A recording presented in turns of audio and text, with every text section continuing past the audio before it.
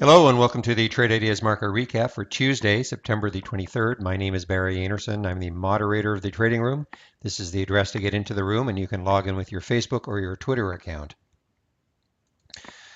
Well, basically a real snoozer for me today. The only thing that saved me, let me just bring up the first trade here. Did a couple of trades with the, I'm going to call these the inversion stocks.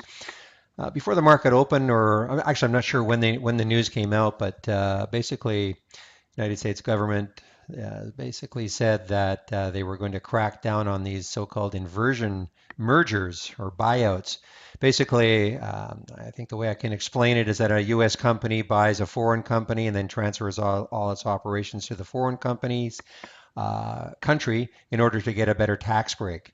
And this has definitely aroused the ire of the federal government. And so today, the news came out, certainly before the market opened, that they were going to try to crack down on this. So this affected, there are some companies that have got some deals in the works. And here's one, SHPG, another one was ABBV, and AZN, sorry.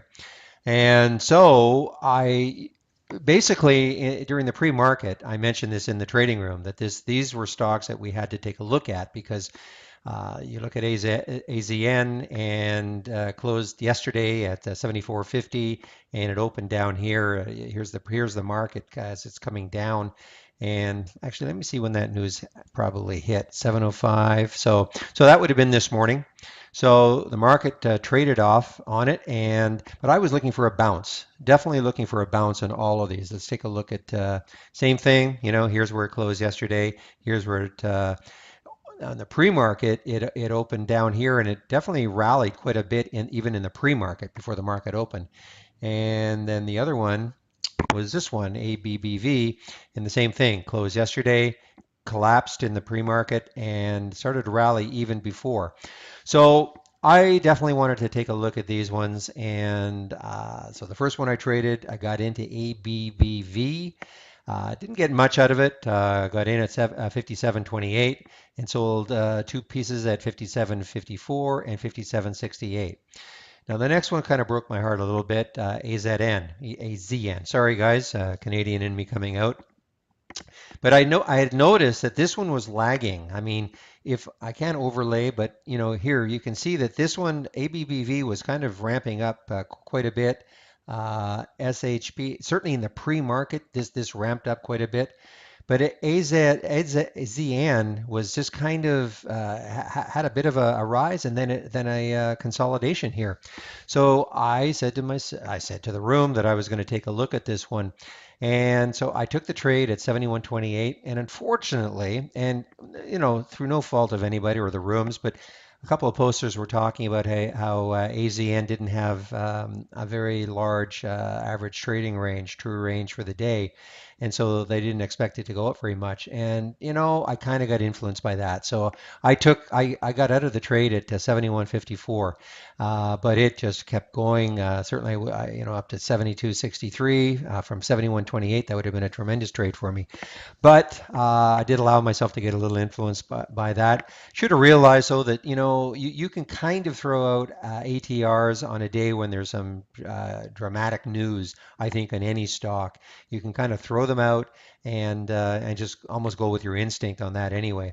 And but again, I don't blame anybody. I made the decision and I got out, and I was happy enough to do it. Made some money on it again on the first two trades.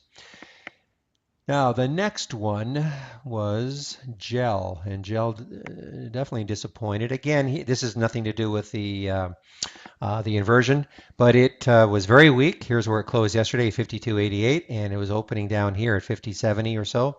And so I was looking at the trade. It looked like a very nice little pattern here, little pullback. So the little pop, a little pullback, and so I decided to take the trade when it broke the whole number, and I got in at 51.07 and it got up to 51.16, and then it just basically collapsed after that. I actually let it go too much. I was trying to get out of it just below the whole number, 51, but it slid a little bit on me, so I actually took a bigger loss than I wanted. So I took a 17 cents loss on that one. The next one was General Dynamics. And again, this one, it was had been beaten up, probably came from one of my bounce alerts. And I like this pattern a lot. I said in the room, I mean, it cleared this area and it came up here and then it was consolidating very nicely right here.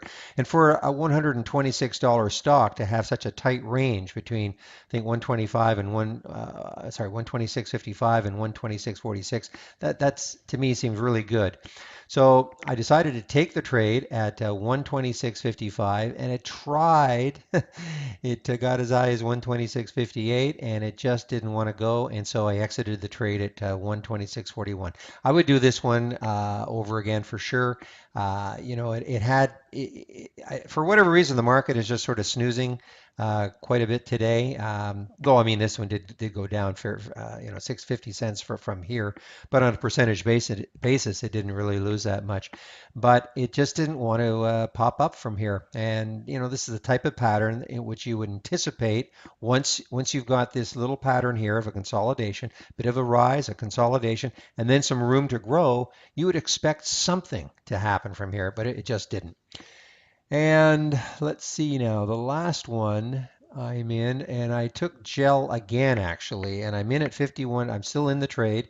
51.16. I was at least waiting for this to get back up over 51 again, and I think right here on this pop here, got up to 51.20, but I actually took the trade right here at 51.16, hoping that it would obviously keep going. Look at all the room it has here to get back up to this level to get to that gap level, and it just doesn't want to move. And I've seen this with a lot of stocks today that are just doing this sort of a pattern. They just sort of are just in cruise control right here. And so I'm going to wait. I've still got another 50 minutes left in the market. So we'll see if I can get back to at least break even and salvage something there. But if not, I'll definitely sell it if it goes below the whole number. So that's it. I sure hope that the market starts to give us a little more juice, a little more excitement. At least in this stuff, I'm sure there are traders that are finding other things to trade, but I have to kind of stick with with my plan. I like my bounces. Didn't get very many of them today. None of these really would have worked. So I just have to kind of stick with what I know. And but if we continue this sort of market action, then what it means is that you've almost got to concentrate in the first hour and hopefully you can find the trades in the first hour that can make you some money, because otherwise you'll be it's like agony watching this sort of a market for another 5.5 hours. So that's it for today. Let me just bring back the cover page. Here's again how to get into the room, and I hope to see you in the trading room tomorrow.